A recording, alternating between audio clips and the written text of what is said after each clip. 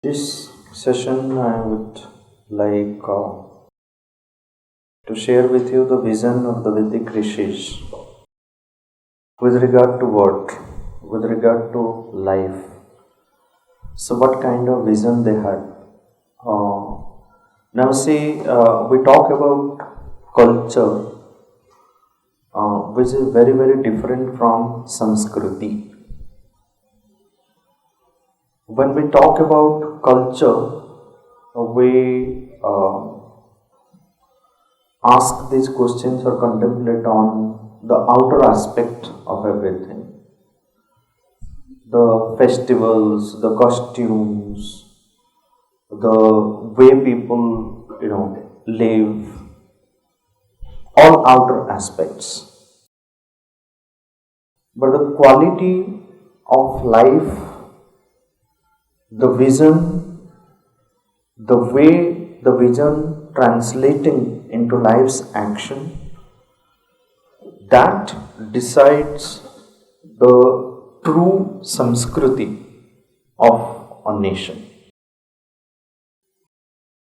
So, what was that vision which created such a strong foundation that the Sabhyata, the civilization which is created based on this culture, has the power to self-sustain itself in spite of all kinds of invasion, in spite of all kinds of obstacles on the way. It has self-sustained itself. It has its own mechanism of sustaining itself and then making itself continue. So that's the reason why out of 46 civilizations on record, you have only the Bharatiya Sabhyata, the Bharatiya civilization, which has a living presence even today. 45 have gone into oblivion. It's just their namesake on record. Because they didn't have that Sanskriti. They may have some kind of culture, but they didn't have the Sanskriti. So this vision was what? Now, many things that we come across in the Ramayana, in the Mahabharata, in the Puranas, and then the latter texts, they are all based on the vision of the Vedic Rishis. So what was the vision? Sri Aurobindo, in his Secret of the Veda, and this part is extremely important. We need to always hold in mind this part, this vision. What was the realization of the Rishis? What was the vision of the Rishis? And then how they translated that vision into action, how they organized their lives around that vision, their thoughts, all that they created. So that understanding helps us immensely in diving deep into the secret chamber of the Veda. And that Sri Aurobindo alone has done this. You will not find such a clear, though people complain that Sri Aurobindo is very difficult, but with such clarity he has given this vision, you will not find in any kind of interpretations.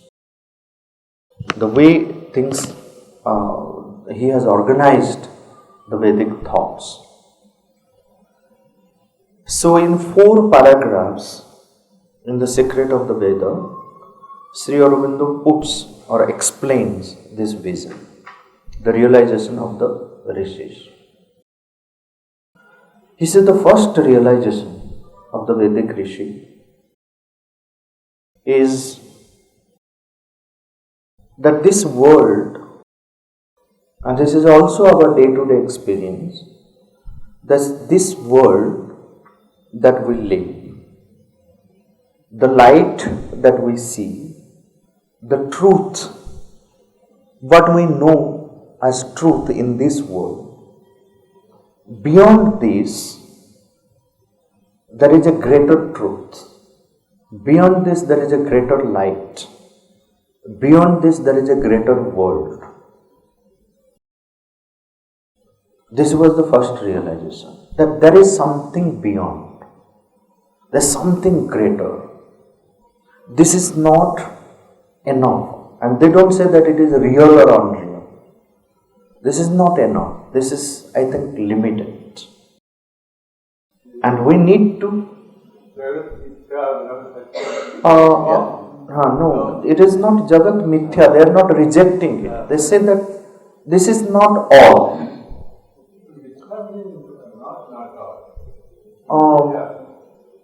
See, when you say Mithya, there is... Because we need to reject then. It is Mithya. The sense of rejection. Yeah. Yeah. Okay.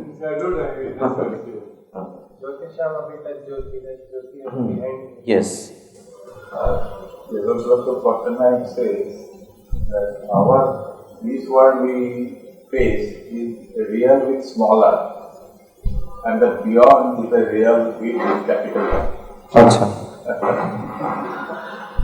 So, it says that there is something beyond. And by this realization or by this message, what we understand that we should not remain satisfied with this or what we experience in this world. Limited. Yes. From this limited, our journey has to be towards the realization of the unlimited. That is the second. This is the first message. That there is something beyond. There is something beyond. And the second realization was that if there is something beyond, there is something greater, the man must find the path to realize what lies beyond. Must make sincere effort. It is the man who has to find out for himself, for herself. That's where the Veda invites that, hey, you have the strength to find out. You need to put effort. There is no one else who can do it for you.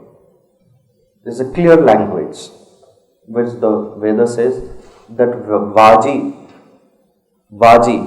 that you, the hero warrior, you the man, you have to do it for yourself. You have to find out the truth for yourself. You have to work out like what path has to, can lead you. And the path differs from person to person. This message has so many things. It conveys so many things.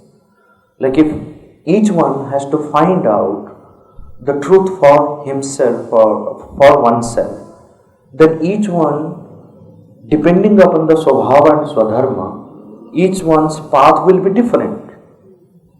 There may be some similarity between two people, three people, or one community, other communities, but the path will be unique to everyone. No one else can achieve for you. It says in a clear language. No one else can do it for you. You have to find out. Like Sri Aurobindo said, that I am convinced that God exists. But if God exists, I must meet Him. He says, like, if God exists, I must meet Him. I have to see. So he worked out for himself like how to meet. So that is the second realization. And the third realization, which is the most practical and most important, he says that there is a constant battle which goes on. Constant battle which goes on. The battle between what? The battle between the forces of light and forces of darkness. The battle between Devas and Asuras. The battle between the positive forces and the negative forces. And it's a constant battle. No one can escape it. That's what Sri Aurobindo says at another place when he speaks about war and determinism. So he says that you cannot avoid war. It's natural. War is natural. And if you look at the medical science, that the battle goes on biologically also. Like if you look at physiology, there is a fight between all the cells, the cancerous cells, anti-cancerous cells. The fight goes on. No one can avoid the battle. The battle is constant. The battle is, it is there. So what is our task?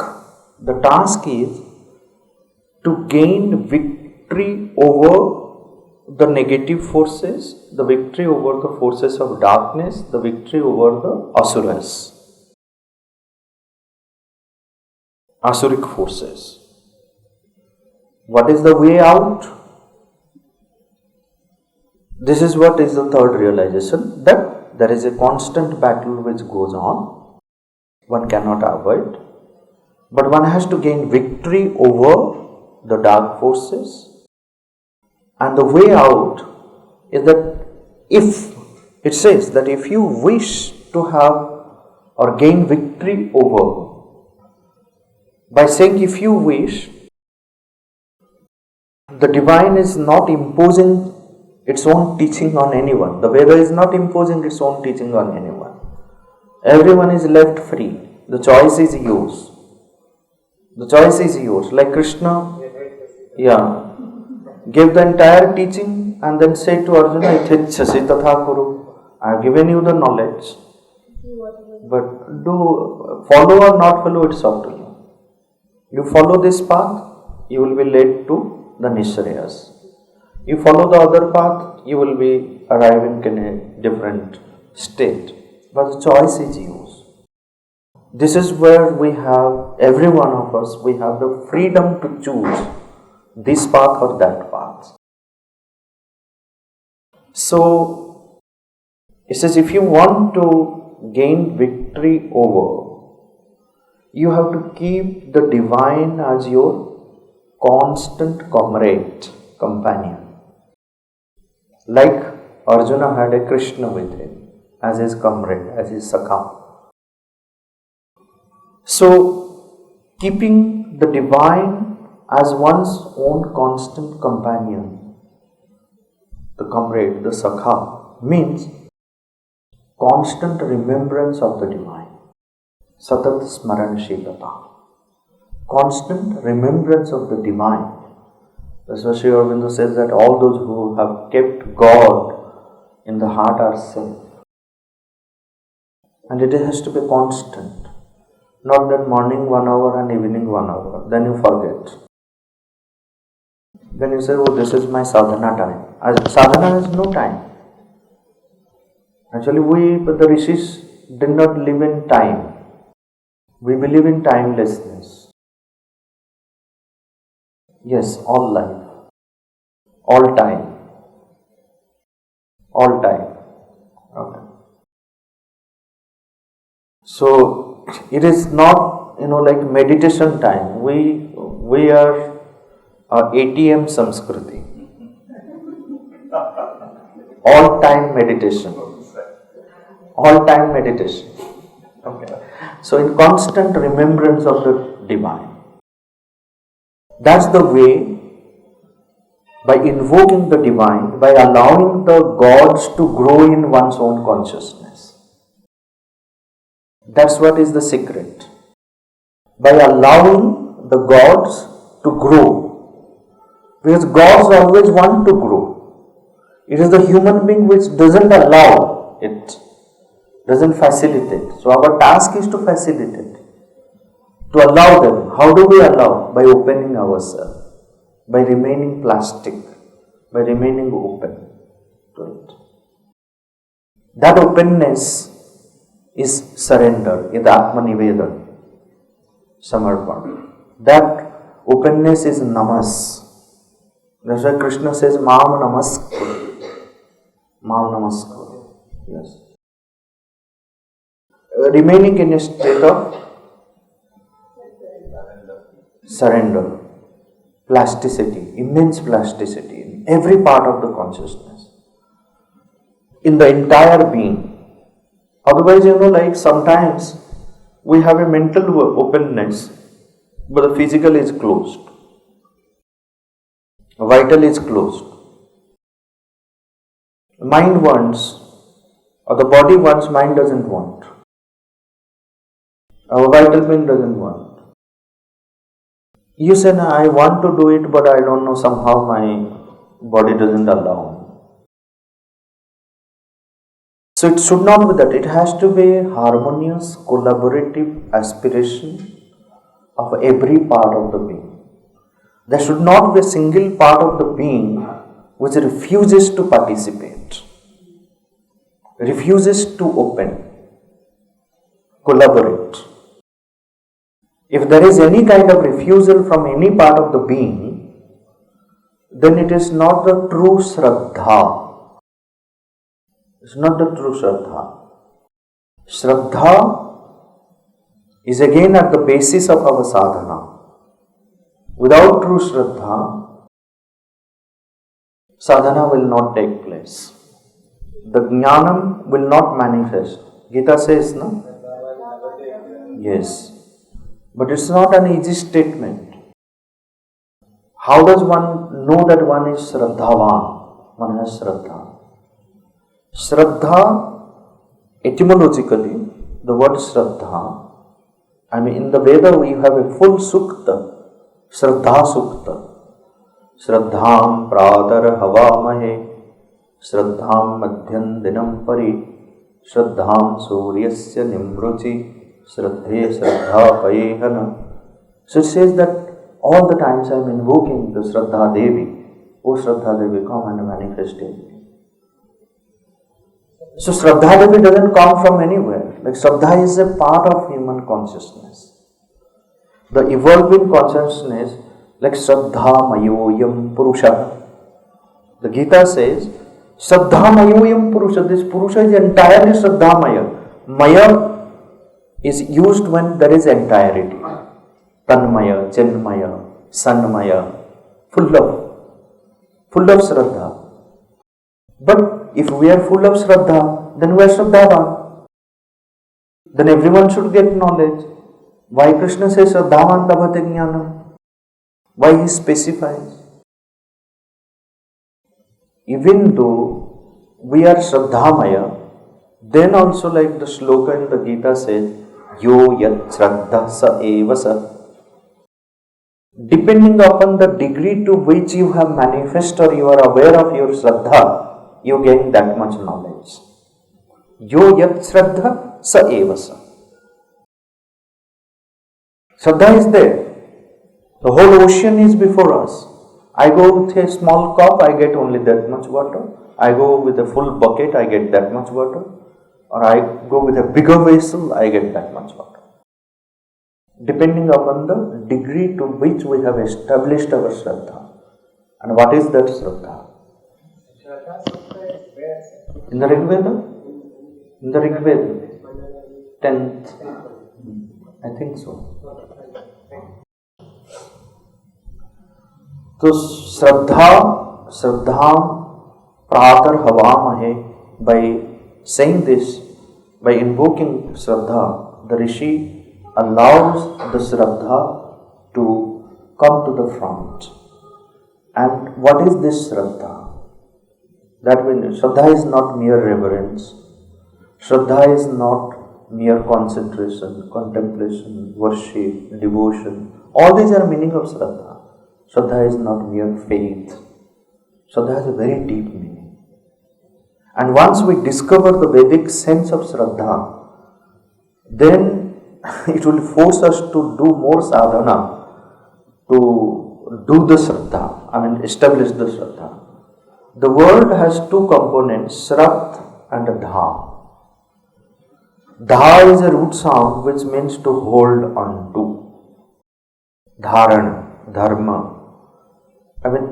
Dharma belongs to the same family with Dha. In that family, the sound Dha, whether it is Dhru or Dha or Dhi or Dai, any vowel you add, Dha refers to grasping, holding onto. dharana, is the main sense in the sound of the sound dha. So dha is hold on to, grasp, cling to. What? Shrat. And what is shrat? Shrat as an independent word is missing in the classical Sanskrit. You will not find in any classical Sanskrit independent word as shrat, but in the Veda you will find separate use of the word shrat. Shrat. Shrat plus dha becomes shraddha. तो श्रद्ध को धारण करना, to hold on to cling to shraddha. And shraddha in the Vedic sense is sat, truth. So cling to truth is shraddha. So then what does it mean cling to truth? What does it mean that to hold on to truth? Here again, every part of the being has to cling to truth. Because we live in a divided consciousness. We live in a divided consciousness. I like see in the Veda, Aditi, Aditir Devamata. Aditi is the mother of all gods, all positive forces. Who is this Aditi? And who is the mother of all the divided forces? Diti. Diti and Aditi. And what is Diti? And what is Aditi? Diti, the sound the, has the force of splitting everything, dividing. Any word you pick up in Sanskrit with the, you will find the sense of splitting. Dvara. Okay. Dvesha. Okay. Dana. Right. You find splitting. The word Deva also comes from the same root. Deva comes from the root sound Div. Div means to shine. To shine, to gleam. So it is that, shining which has the power to penetrate into the darkness and split it, remove the darkness. Then only the Devas are the children of light, which have the power to remove darkness, dispel darkness, divide it, split it, trash it. That's why Deva. Daitya comes from Diti. So Diti is divided consciousness. Dvi, two. Yes, Dvi. Dual. In English also you'll find division. Okay. You'll find duet. Okay. Duo. So Diti refers to the divided consciousness. So the divided consciousness is asuric. So asuras are the children of the divided consciousness. And it is the division, the separative ego sense, which always creates this division and separation. I am different and you are different, the world is different, it's mine, it's yours. This sense is created by the separative ego sense. That's Diti. And Aditi is the opposite of it. The undivided consciousness, where unity, oneness, equanimity prevails. That's why the Adityas, the Devas, are the children of Aditi. Aditya Devamata. Now here, when we say that we have to have the Shraddha, one has to remain. Shraddha refers to that utmost sincerity in every aspect of our being. As long as we live in the divided consciousness, what happens? The mind has a fantastic idea of going and attending the satsang. One part of the mind, the other part of the mind revolts. Why? Because there is such a beautiful party which is happening. Why do you want to miss that and going for satsang? Then you are in a divided state. Every moment you can see that how we have this dual, triple, multiple dialogues inside. One part of the being saying this, the other part is saying this. Okay, the mind has agreed. All parts of the mind they have agreed. But then prana doesn't allow, the body doesn't allow. Then you sleep with a good decision that tomorrow morning itself I am ready. But then morning you find the body doesn't allow. There's so much of something happens, so much of tamas. I thought, then you write a message, sir, I thought of coming but I don't know. Physically I am feeling very weak, my body doesn't allow. There is a conflict, disharmony. That's what Sri Aurobindo says, all crisis of existence is a crisis of harmony. All problems of the humanity are rooted in disharmony. Go to Ayurveda, it says all sickness, the root cause is disharmony, imbalance of the doshas, disharmony. And that can be corrected by living a harmonious life. Living a harmonious life means allowing the gods to grow in the consciousness. So constant companion of the gods through that, and that can happen by Shraddha. So Shraddha, like if one part of the being wants to collaborate, wants to participate, the other parts are not ready, revolting, then there is no Shraddha. When all the parts of our being, they come forward collaboratively, harmoniously to collaborate and participate, there is no confusion, there is no division, there is unity, oneness in the decision. Every part of the being feels happy participating. Then one has the Shraddha. Think of Nachiketa, the brightest example of Shraddhavan. Shraddha avivesha. Shraddha entered to him. And in whatever way Yama wanted to allure him, I'll give you everything. He is not deviated because he is Shraddhavan. A Shraddhavan will not nyayat patha pravichalanti padam nadhira. Not a single step a dhira will deviate from the path of the justice, path of the truth, because there is Shraddha. If there is deviation for any reason, know that Shraddha is not established, well established. That's why invoking Shraddha was a condition for moving ahead on the path of sadhana, on the path of progress. So when that Shraddha is well settled, there is no deviation, every part of the being coming harmoniously to collaborate with the highest aspiration or for the fulfillment of the highest aspiration, then one has the Shraddha, one has the true knowledge. Then one has the power to manifest all the gods within one's own consciousness. Then the true expansion of consciousness happens. Then one is truly in companion with all the gods, constant communion with the gods. Then the victory is you.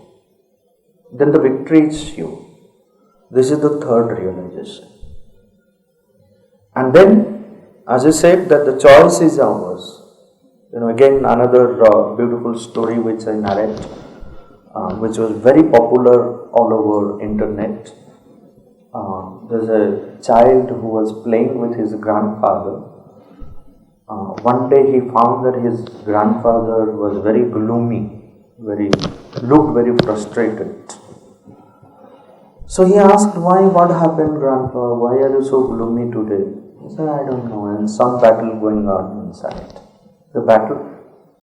Battle between what? It's a battle between, these asuras and devas. He said, "But then whose is the victory?" The child is not interested in who is playing in what way and then who is that force. He is interested in the who is winning. Who is winning, India or the other? So the grandpa's answer was very, very crucial. He said, the victory for me is of that force to whichever force I give myself. If I give myself to the Asuras, so for me it is the victory of Asuras. If I give myself to the Devas, for me it is the victory of the Devas. This is the truth. The choice is with us. So when the force is resisting you to get up in the morning, if you can win over that. Yes, you can win over that, then you give yourself to the other force. So if you give yourself to that lethargy, that inertia, so that is your victory. Who decides for that? Viveka Buddhi. No, Viveka Buddhi. That is why Dhi is at the center. Now in the Vedic context, in the Vedic system of yoga, Dhi is at the center. The illumination of the Dhi. Dhiyo yonah prachodaya. Dhiyam vurdachim sadhanta. And Dhi is what? Dhi is that highest faculty of our consciousness which has the power to receive, to hold, to discriminate and to execute. This is the power of Dhi.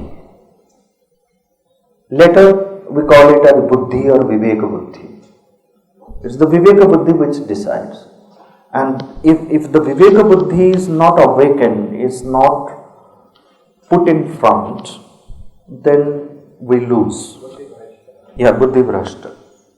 So,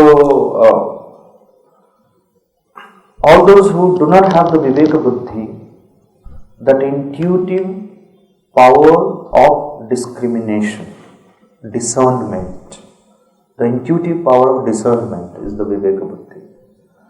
They are no more than the animals. They are no more than the animals. And very beautifully this aspect is narrated by Swami Shivananda Saraswati of Divine Life Society.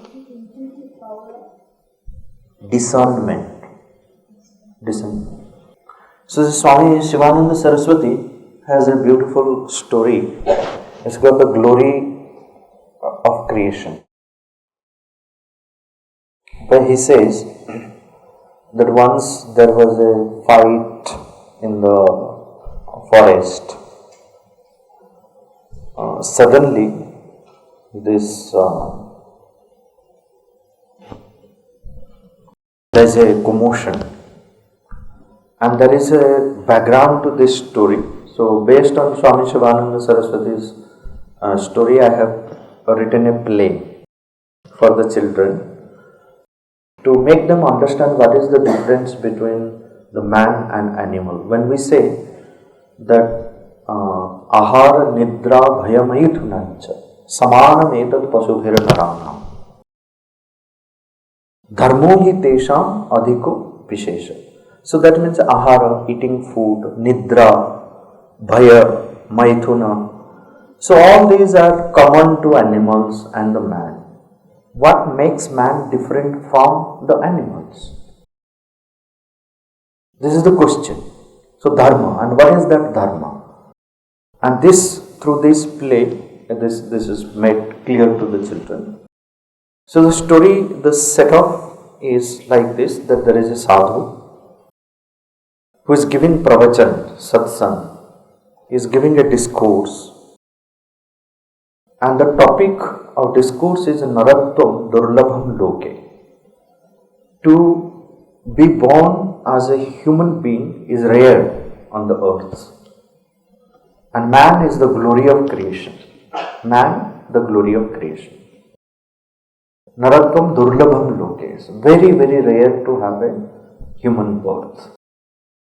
So the sadhu was repeating this, and then suddenly something happened.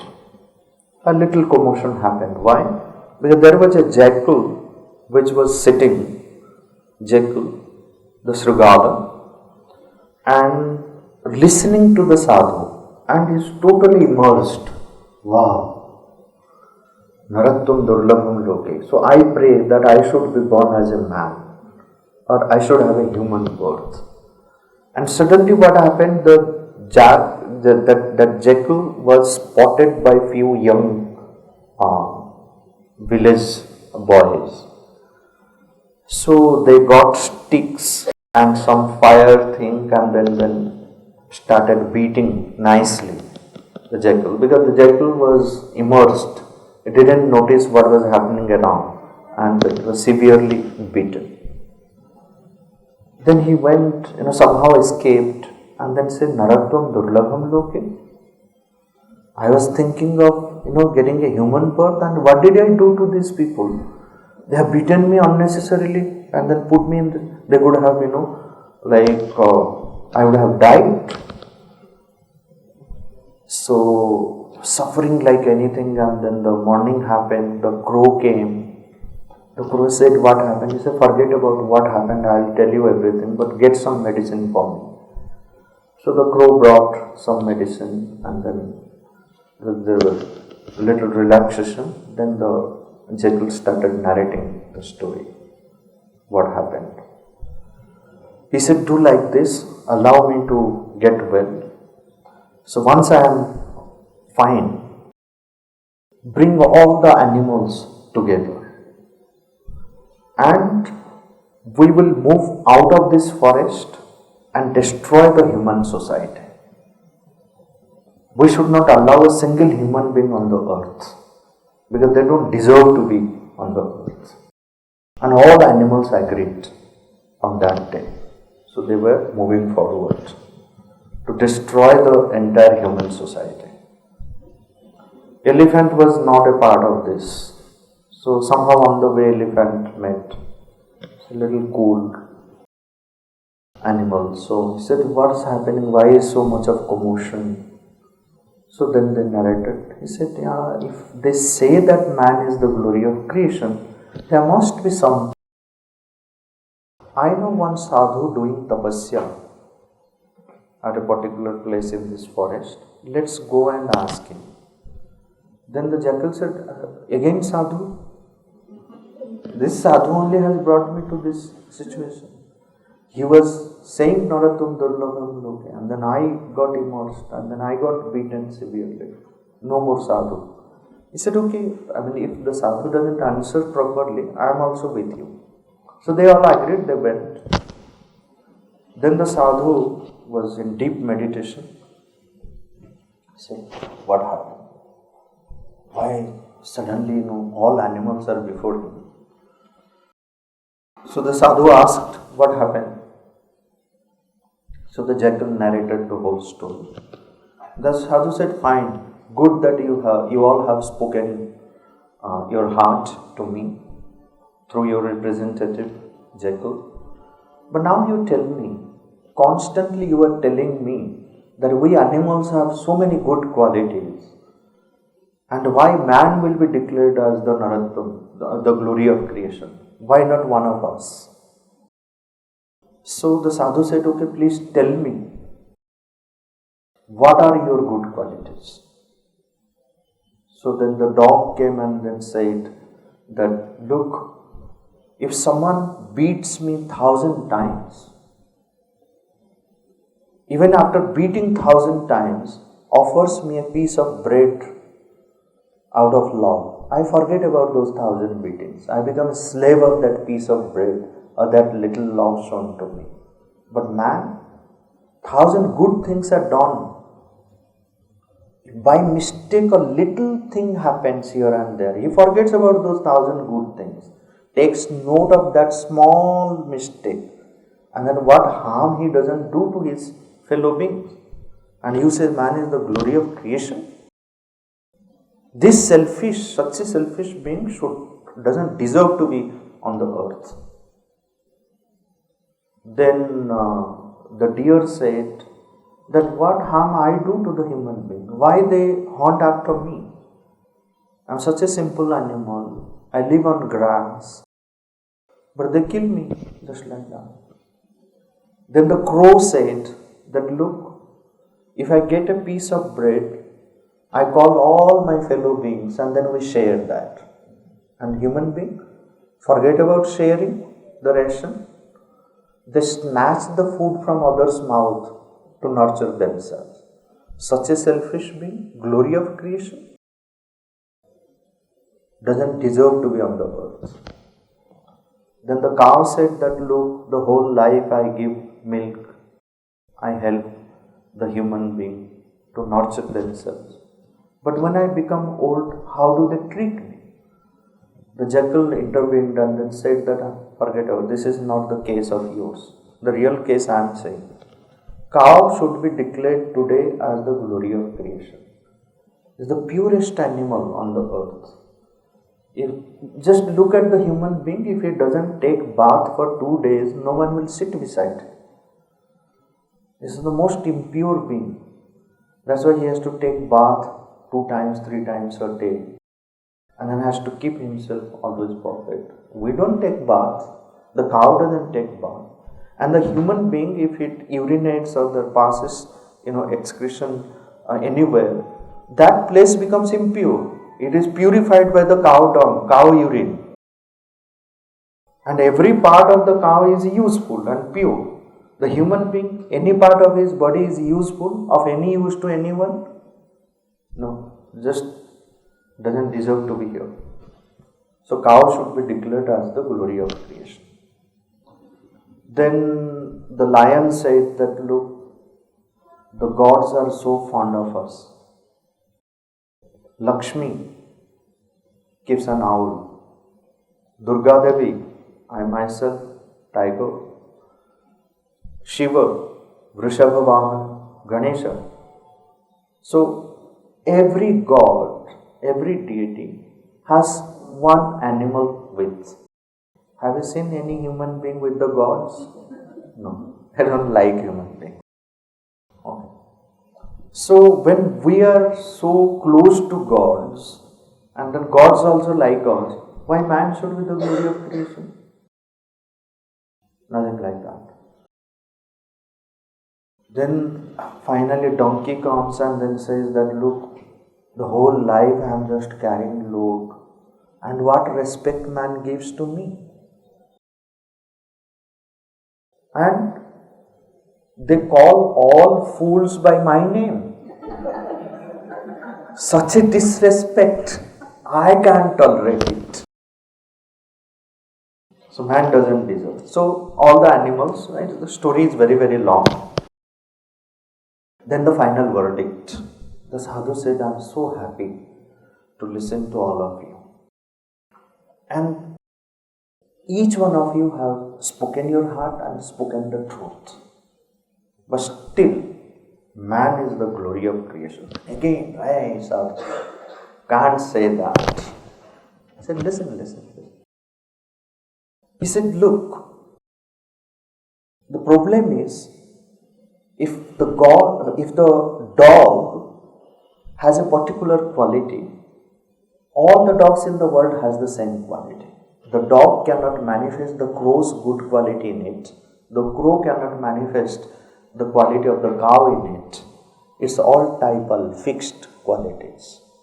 But human being has something in it by which it can become the master of all the qualities. It can become Ananta Gunava. And that is what, that faculty is Viveka Buddhi. By the power of Viveka Buddhi, the man can become the possessor of all the good qualities that exist on the earth. Listed or not listed, can become Ananta Gunava. Then the jackal to chhodne wala nahi hai.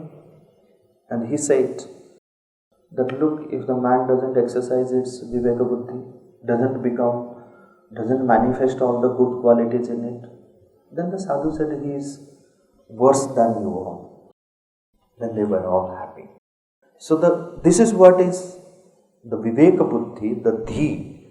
Unless and until we bring the illumination to the Dhi and manifest the intuitive power of discrimination or discernment rather, if the Dhi is not illumined, the Viveka Buddhi is not well established, then we are no more than mere animals. So we are just Bhara Bhuta, a burden on the earth, just living like animals, eat, sleep, manage our life, and then die, again be born, get married, then have children, then live life, again die, fall into the cycle of birth and death, and it continues for lives. Nothing happens. Or if it happens, so some change is bound to happen, because Prakriti also has to take care of our evolutionary process, evolution. So,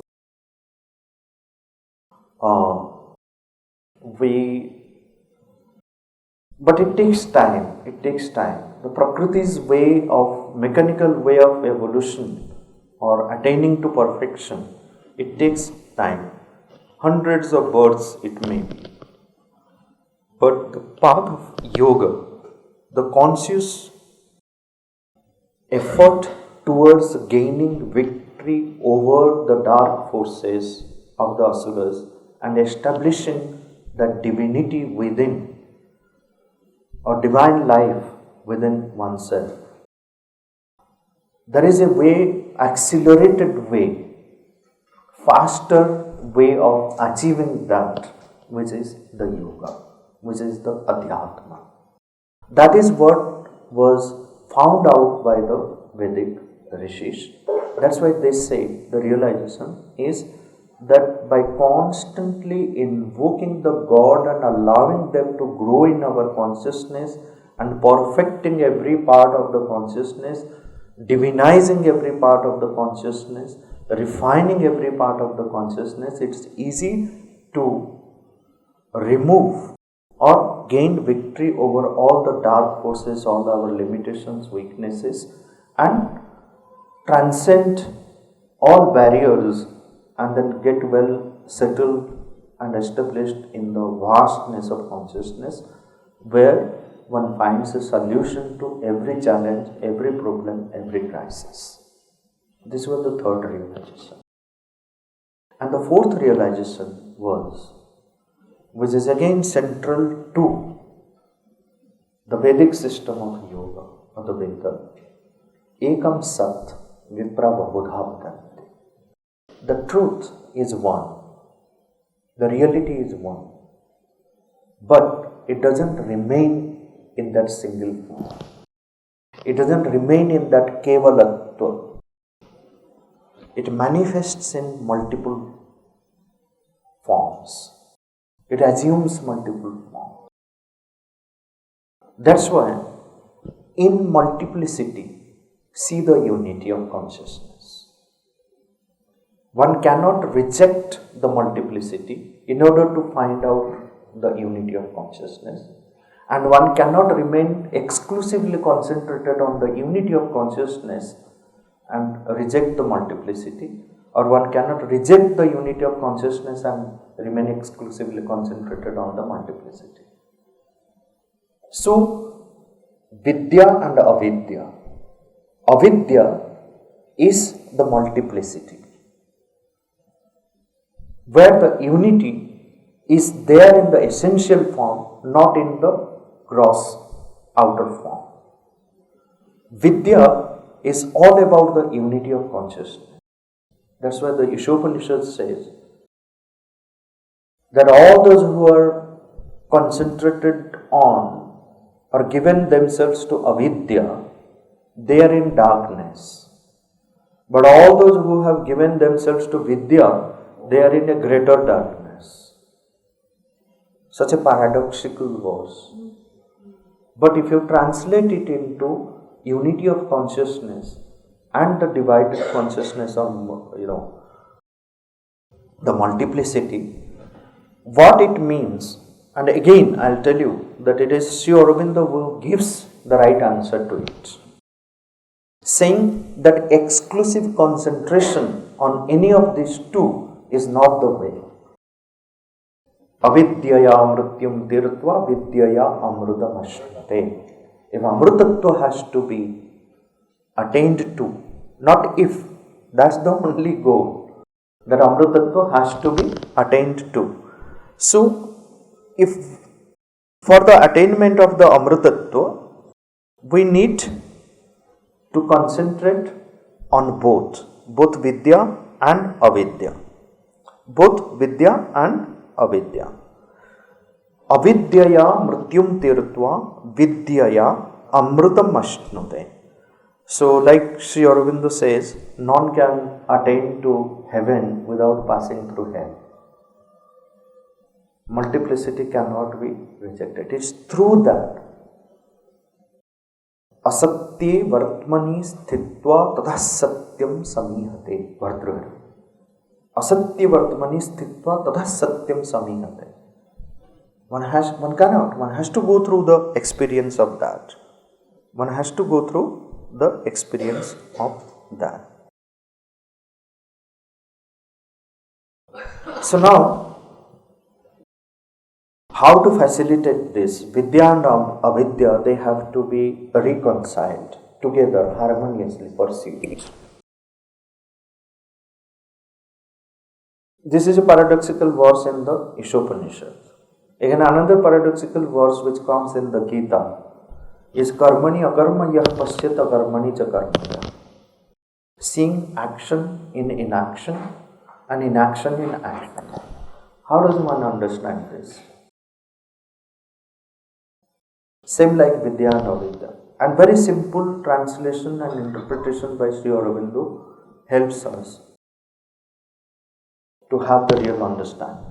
Where karma and akarma are not action and inaction, translate it as Purusha and Prakriti. Karmani akarma yah pashyat. Seeing the Purusha in Prakriti and Prakriti in Purusha. And what is the nature of Purusha? What is the nature of Prakriti? The nature of Purusha is all silent, quietude, samatha, unity of consciousness, ekatva, samatva, dhirata. Nature of Prakriti is dynamism, mechanical. Okay. So, we always separate it. Like we say that, oh, I have to be dynamic. But what will hold that dynamism, we forget about that. We don't consider that. So, in action, if one can maintain one's own dhirata, operating from a state of silence, and while being in silence also executing everything with full dynamism.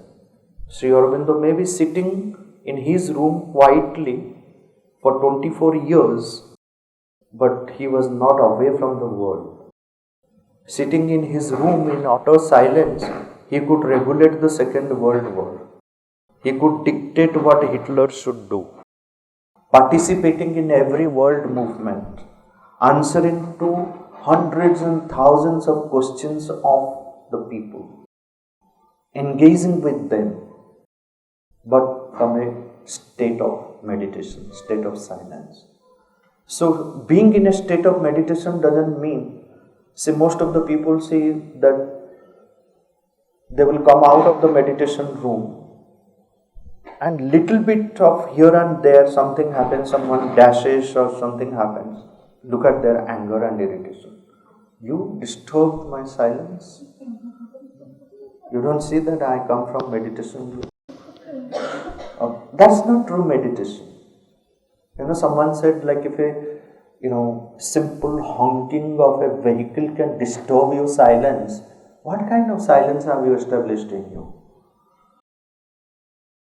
Karmani akarma yah pasyat akarmani cha karma. Yes. I feel that there is some truth in this Sampadananda.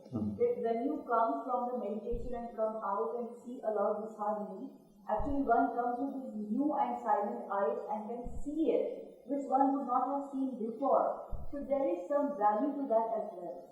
Yeah, true. I mean, this is true when we separate it. We're separating the chaotic world and the silent world. But it is seeing that silence in others. So, even though in the chaos, essentially that silence is there. So, a true meditator, even in the midst of chaos, it looks at the silence. That's why the mother says, a simple smile of yours can put the sword down of your enemy.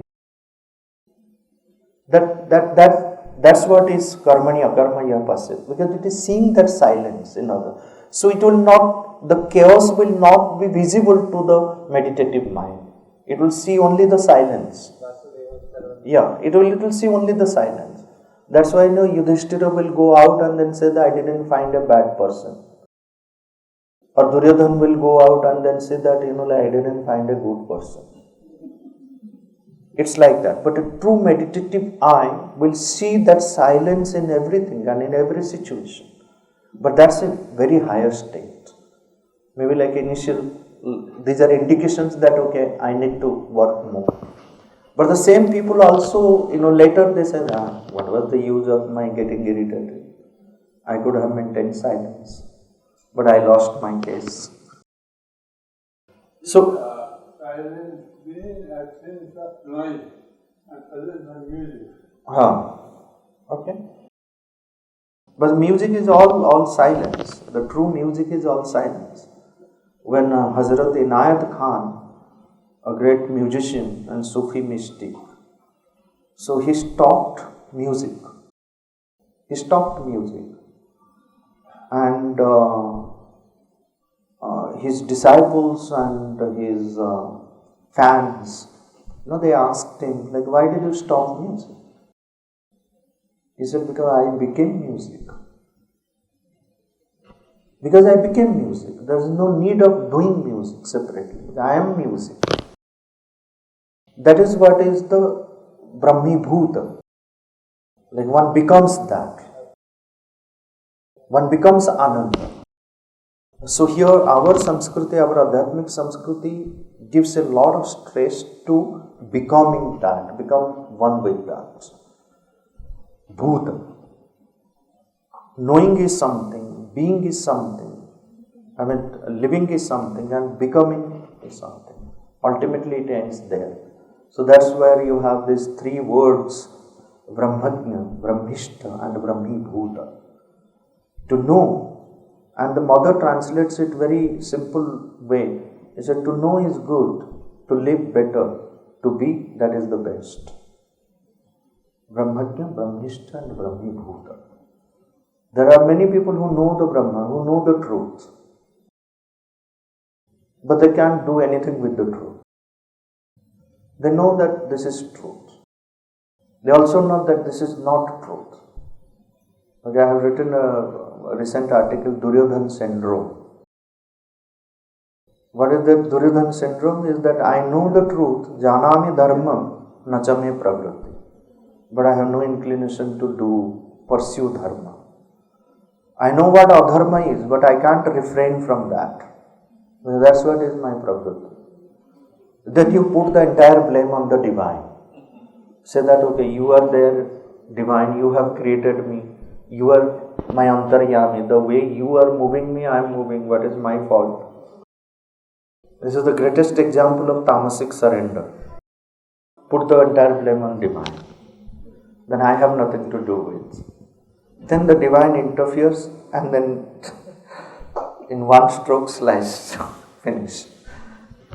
So,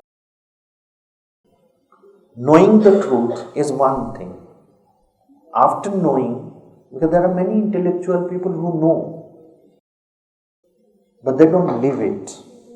It doesn't, what they know does not reflect in their character. So this is where the tradition says that one has to become stha. You have to be well established in that, or you have to establish that truth. It must reflect in your character, in your speech, in your presence. Otherwise, there is no point of just merely knowing. There are hundreds and thousands, millions of intellectual people.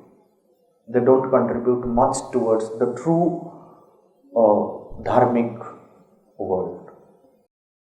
And today, nowadays itself, like you will see so much of aggression in the name of dharma. Everyone says that, I know what is dharma, rest is adharmic. If it is so easy to differentiate between dharma and adharma, then we would have just one organization says that, okay, go there, you will know that what is dharma. There are 2-3 young people who know about what dharma. There are 2-3 elderly people who know dharma, and then matter over. Why it is an age-long problem, dharma and adharma, satya and mithya.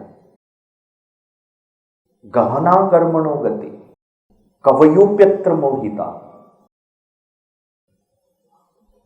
Thick and dense is the path of dharma, the way of dharma, way of karma. Kavayopyatra mohita. All those who are the rishis, the great kavis, mohita, they also fail. That's where a Bhishma has to sit quiet and then see what is happening in front of him. Can't open his mouth. Kavayopyatra mohita. Very difficult to decide whether it is dharma or adharma happening. People can say like why Bhishma was quiet when Draupadi was disrobed. Why Drona, Krupacharya and other people, elderly people sitting there in the sabha didn't open their mouth. Very difficult. It's not that easy. Kavayopyatra mohita, they also get deluded in the matter of dharma and adharma, what is happening. What may look adharmic from one side, may be dharma from the other side, from a different angle. At a certain time it is dharma and then at another time it is adharma. For one community it is dharma, another community is adharma. Very difficult. What is dharma here in south, adharma in north, east, west. Very difficult. You can't say that, okay, the south people are adharmic, where they follow. On a smaller scale, even Modi is facing all this trouble. He's taking one side in a righter way, more correctly, compared to against all of them. Yeah, everywhere it happens. Everywhere this is the case. From the smaller level to the greater level, at every phase we have this problem. The problem between dharma, adharma, karma, akarma, truths, false. And everyone thinks that I am dharmic, more dharmic than others. I am more dharmic than others. Yeah, Prakriti. Yes. Yes. Fourth.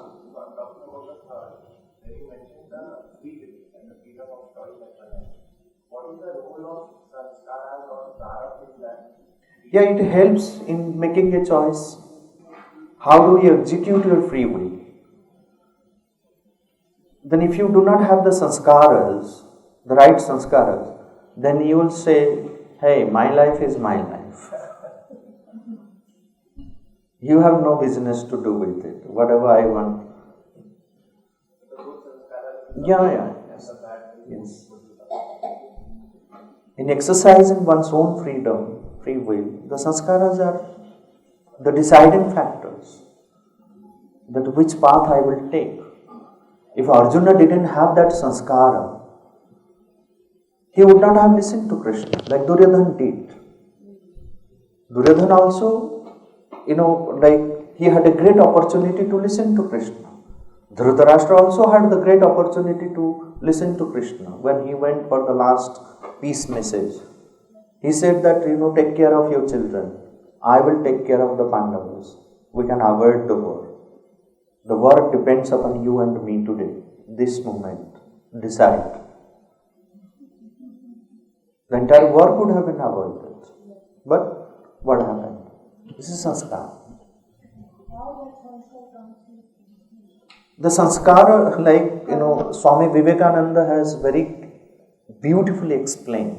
So how sanskara means a kind of impression. He says, take example, if you are constantly allowing a negative force, thinking negative constantly, so that creates the negative impression in the consciousness and that builds a character, negative character in you. If you think of opposite, that's why Patanjali says Pratipaksha Bhavana. The moment you feel that you are affected by something negative, think of what is opposite to it. If Gruna is affecting you, think of love, think of compassion, Pratipaksha Bhavana. So do not allow the negative to get settled in you. So if you allow it constantly, then it will build a character like that. So then you become a character, and that character will decide only what is conducive to its own nature. So Dhritarashtra cannot take a decision like this, even though Krishna is there. Because that's sanskar, that's character. To ask one question, like over our philosophy of the scriptures, there are people who are very, very non-intellectuals, like farmers, workers, even Valmiki was a... So, those who have not attended the Gurukulas and gone through these scriptural studies and all that, what do the Vedic philosophies say, the realization, the moksha of the Godhead? Even if they are engaged in full-time physical work and their mind is not into study, this one, that one, what is it that... But it is not the mind which gives you moksha, no? It is not the mind. It is they are non-intellectual how, people. yeah. I am asking about absolute non-intellectual. Yes. I mean, Kabir was complete unpad. Kabir, Surdas, they were completely unpad, and there are so many. Shabri, the Ram. You take like the Padma Shri award given to Haladhara Nag. He's a completely unpad person. But people are doing research on him, PhD in him.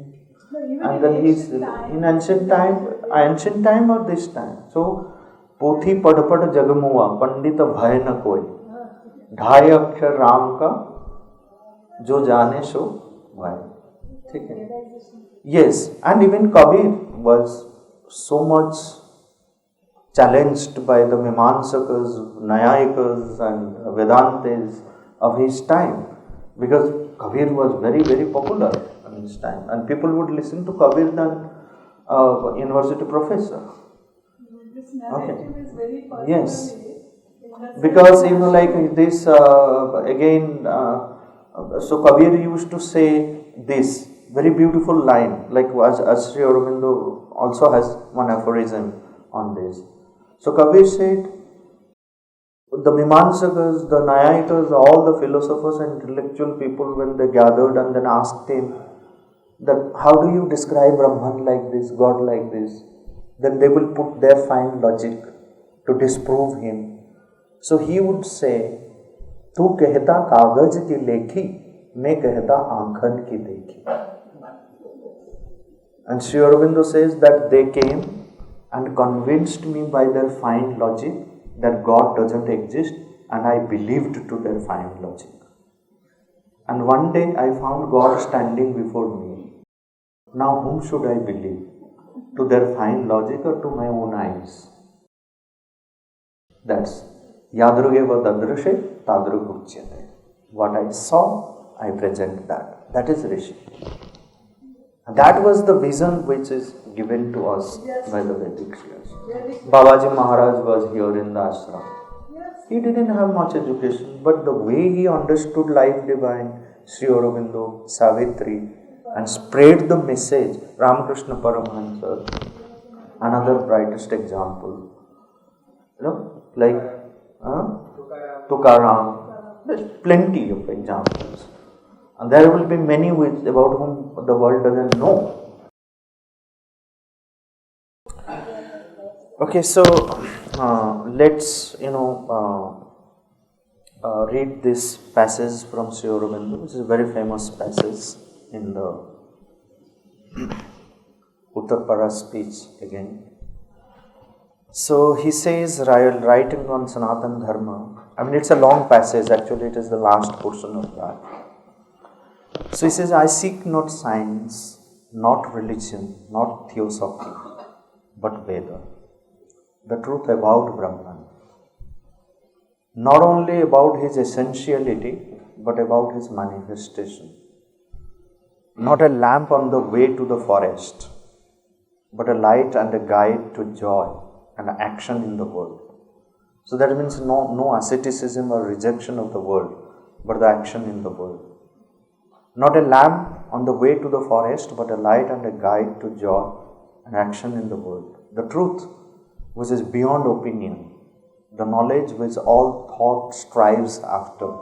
Yasmin vijñāte sarvam vijñātam. I believe that Veda to be the foundation of Sanatana Dharma. I believe it to be the concealed divinity within Hinduism. But a veil has to be drawn aside. A curtain has to be lifted. I believe it to be knowable and discoverable. I believe the future of India and the world to depend on its discovery and on its application. Because mere discovery is not going to help unless and until it is applied in the life. So I believe the future of India and the world to depend on its discovery and on its application. Not to the renunciation of life, but to the life in the world and among men. So this is how he pays his respect to the Veda, to the tradition and the importance that he attaches to the Veda, and that leads him to what he says, that I believe that it is discoverable and it is knowable. That is the secret which he has discovered in the secret of the Veda. And then through that he has made the Vedic wisdom simple and practical, connecting it to the human psychology, connecting it to the human problems, day-to-day problems, individual and collective, and then providing how the humanity can find a lasting, tangible solution to the challenges and the crises that it faces on a day-to-day basis. So that's all for today. And tomorrow we will be starting with the Vedic legend and symbolism. So where I wish to take up the legend of Angirasa Rishis and the lost cows, and I may deal little bit with Urvashi, which is highly symbolic and is not well illustrated or well dealt in by many. Many people have not have dealt with the symbolism of Urvashi. It's something which Sri Aurobindo has done it, and I will touch upon a little bit about the Urvashi, the idea of Urvashi in the Veda, and then how it is linked with the human consciousness, and then in what way that idea of Urvashi helps in pursuing our sadhana of expanding the consciousness. Then we will deal little bit with the Purusha Sukta and the Nasadiya Sukta, the essential part of it, and then end it with 2 hymns before we have the discussion part. The last session will be entirely like a kind of discussion and sharing and our learning through the first and the last hymn of Rig Veda. That's what I say, like every Indian should at least know the first hymn of Rig Veda. If not the entire hymn, the first mantra of Rig Veda. So that defines an Indian to be Indian. Okay. So if you don't know the first mantra of Rig Veda, you are not Indian.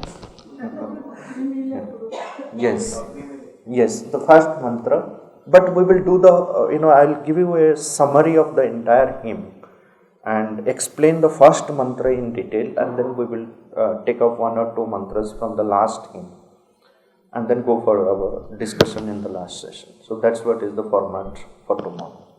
Okay? I just wanted you to ask, to start this book, Secret of the Veda, which is a good page or good chapter to start, which will make it easy. Yeah, so, if you follow what the mother has said, just contemplate and open whatever page comes, start from there.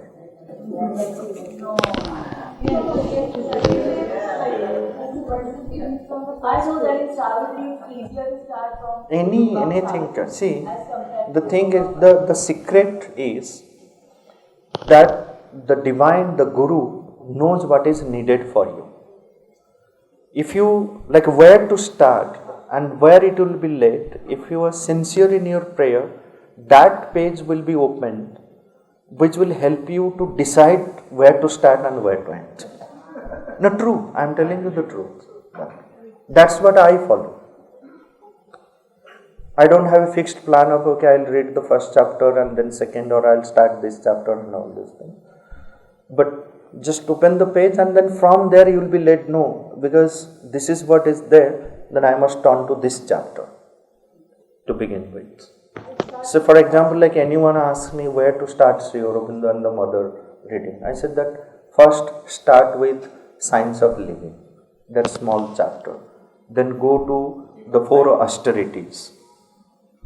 Then whatever you want to read, it will be clear what to read. These 2, you must begin with the Science of Living and the 4 austerities then. That sets the background for Sri Aurobindo and the Mother. Then you read the Mother, the book, the essence of entire philosophy of Sri Aurobindo. Okay. And then if you ask me, if you want to understand the Veda, secret of the Veda, which page you have to begin from secret of the Veda. So my suggestion will be, like, if you want to go to the secret of the Veda, keep secret of the Veda aside.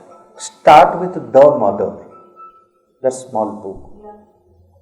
Read that carefully. Then turn to secret of the Veda from the beginning to end. Then no part of secret of the Veda will remain, obscure to you. The Mother. Yes. That's the introduction to the entire Vedic vision. Small book, very small book. The volume of the Mother is there.